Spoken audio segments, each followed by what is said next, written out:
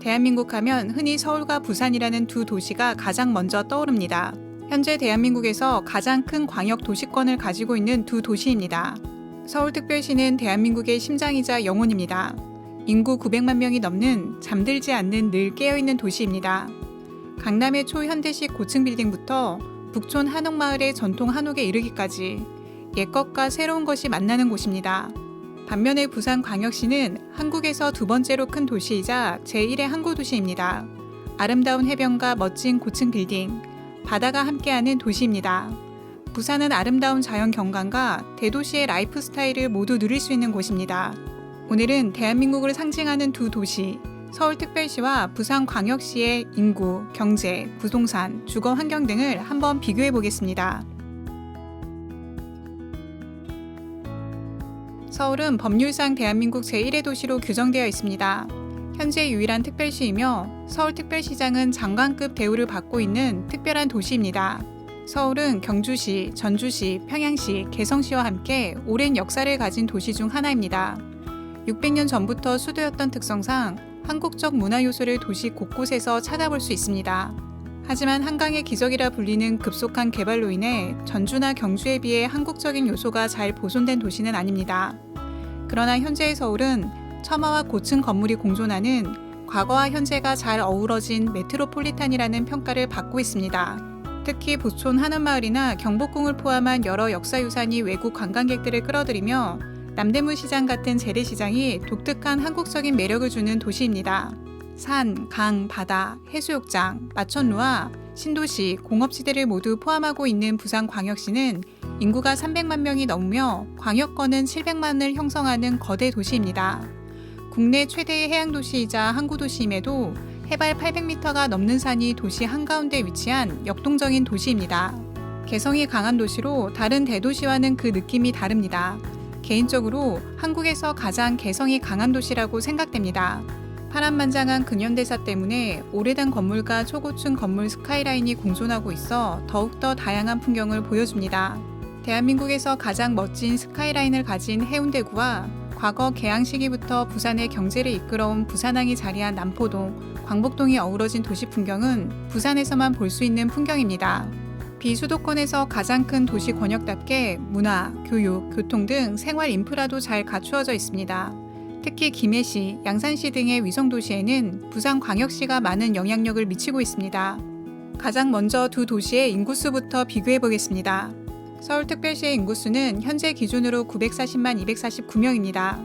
서울시에서 가장 인구가 많은 자치구는 송파구가 65.5만 명, 강서구 56.4만 명, 강남구 54.2만 명 순입니다. 서울특별시는 1992년 1097만 명을 정점으로 매해 인구수가 감소하고 있습니다. 1000만 명이 무너졌으며 2022년 5월에는 950만 명도 붕괴되었습니다. 하지만 유출된 인구의 대부분은 주변 경기도, 인천광역시로 유입되었기 때문에 수도권의 인구는 계속해서 증가하고 있습니다. 결국 전국 인구의 절반 이상이 수도권에 집중되는 문제가 발생되었습니다.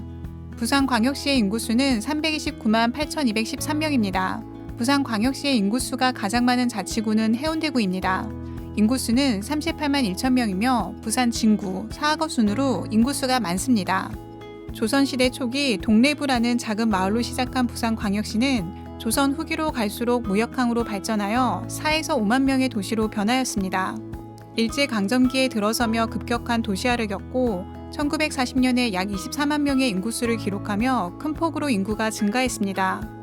6.25 전쟁 때 임시수도가 되면서 피란으로 인해 40만 인구가 급격히 증가하였으며 1960년대 이촌향도 현상 등으로 인해 인구가 다시 한번 폭발적으로 증가하였습니다. 1960년대 부산광역시의 인구수는 100만 명을 넘게 기록하였습니다. 이후 21세기에 들어서면서 한국의 전반적인 문제인 고령화, 저출산 문제와 더불어 양질의 일자리 부족과 그로 인한 인프라 차이로 인해 현재 인구가 심각하게 감소 중입니다. 인구수 고점 대비 약 60만 인구가 감소하였습니다. 다음은 두 도시의 경제력 비교입니다. 2021년 기준으로 서울특별시 지역 내 총생산은 약 435조 원입니다. 참고로 강남구가 71조 원, 중구가 53조 원입니다. 부산광역시의 지역 내 총생산은 약 93조 원입니다. 부산 강서구가 14조 원, 해운대구가 9조 5천억 원입니다.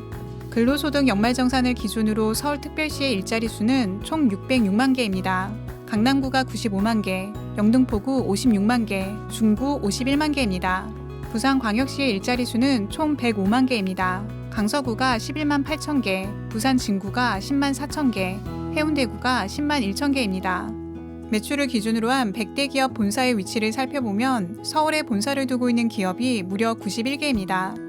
반대로 100대 기업 중 지방에 본사를 두고 있는 기업은 단 9개에 불과합니다. 대한민국 제2의 도시인 부산광역시에는 100대 기업의 본사가 단 1개도 없습니다. 매출을 기준으로 1000대 기업으로 범위를 넓혀도 74%가 수도권에 본사를 두고 있습니다. 제2의 도시인 부산은 2008년만 해도 1000대 기업에 55개의 기업이 있었지만 현재는 29개의 기업만 남아 있습니다. 부산광역시가 새로운 일자리로 앞세우고 있는 부분이 바로 금융입니다. 글로벌 금융 허브를 목표로 국제적인 금융 도시로 발돋움할 예정입니다. 국책 사업으로 추진 중인 가덕도 신공항 건설이 진행되고 있고 산업은행 부산 이전 등은 부산시의 새로운 경제 활력을 불어넣어줄 것으로 기대하고 있습니다. 다음은 부동산 가격입니다. 서울특별시의 아파트 매매 평당가는 2,637만 원입니다. 강남구가 4,167만 원, 용산구 3,632만 원, 서초구 3,374만 원입니다. 서울특별시에서 2023년 거래된 아파트 중 가장 비싼 가격에 거래된 아파트는 용산구 한남동에 위치한 한남더일 아파트로 110억에 거래되었습니다. 부산광역시의 아파트 매매 평당가는 1,055만 원입니다. 해운대구가 1,652만 원, 수영구 1,195만 원, 남구 1,195만 원입니다.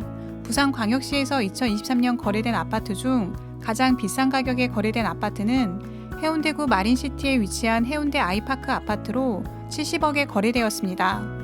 사회안전지수를 살펴보는 살기 좋은 도시 순위는 어떻게 될까요?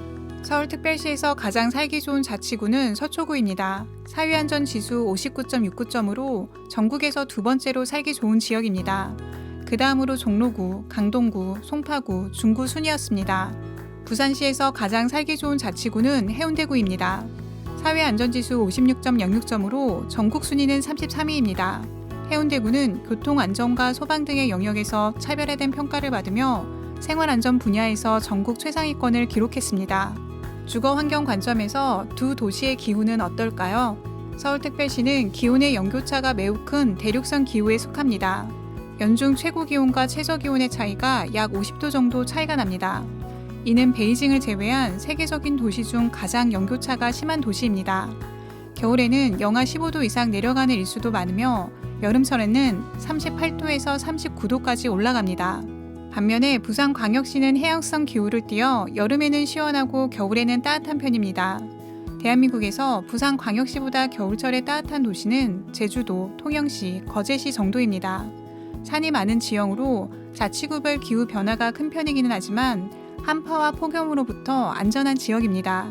마지막으로 가볼 만한 곳이 아주 많은 두 도시의 랜드마크를 비교해 보겠습니다. 부산광역시를 떠올리면 가장 먼저 생각나는 랜드마크, 바로 광안대교입니다. 광안대교는 수영구 남청동 49호 광장과 해운대구 우동 센텀시티를 연결하는 4차선 복층구조로 가진 교량입니다. 2019년 CNN 고가 선정한 한국에서 가봐야 할 아름다운 곳 탑 50 명단에서 4위에 랭크되었습니다. 광안대교를 배경으로 열리는 부산 불꽃축제는 매년 100만 명 이상 관람하는 대한민국 최대 규모의 불꽃축제가 되었습니다. 과거 부산의 랜드마크는 용두산 공원의 부산타워였습니다. 1973년에 지상 120m, 해발 189m 높이로 부산의 새 명물, 동양 최대의 관광탑이라는 수식어가 붙었습니다. 전망대 꼭대기에 오르면 발 아래로 부산항의 모습과 멀리 영도의 전경이 한눈에 들어와 부산이 가지는 지리적인 특성이나 매력을 시각적으로 체험하는 데 부족함이 없습니다. 부산타워 건립 초창기 3년 동안에는 해마다 약 80만 명의 방문객이 다녀갔다고 합니다. 서울특별시를 대표하는 랜드마크는 롯데월드타워입니다. 롯데월드타워는 대한민국에서 가장 높은 건물이며 전 세계에서 5번째로 높은 건물입니다. 대한민국 최대 연면적을 자랑하는 거대한 건축물입니다. 롯데건설은 전 세계 5위 높이의 초고층 건물을 건설했다는 실적으로 많은 건설 수주에 성공했고 롯데그룹의 새로운 이미지를 만들면서 대한민국에서 가장 성공한 마천루 사업이라는 평가를 받고 있습니다. 과거부터 현재까지 오랜 시간 서울을 대표하는 랜드마크로 남산 서울타워도 있습니다. 1975년에 방송용 송신탑으로 준공되었고 초창기에는 보안 문제 때문에 전망대를 개방하지 않았다고 합니다. 현재는 남산의 또 다른 명물 남산 케이블카를 이용하거나 버스, 도보를 통해 누구나 갈 수 있습니다. 오늘은 대한민국을 상징하는 두 도시 서울특별시와 부산광역시를 비교해 보았습니다. 인구, 일자리, 경제력, 문화생활 등 모든 면에서 서울특별시가 압도적이기는 하지만 기후, 자연경관, 역동적인 도시 분위기 등은 부산광역시만의 차별성을 가지고 있다고 생각합니다. 현재 부산광역시는 초고령 사회로 진입해 인구 감소 문제가 심각하지만 세계적인 금융도시로 발돋움해 다시 한번 대한민국 제2의 도시 위상이 갖춰지길 바라봅니다. 시청해주셔서 감사합니다. 만족하셨다면 좋아요와 구독 부탁드립니다. 다음 도시에서 다시 인사드리겠습니다.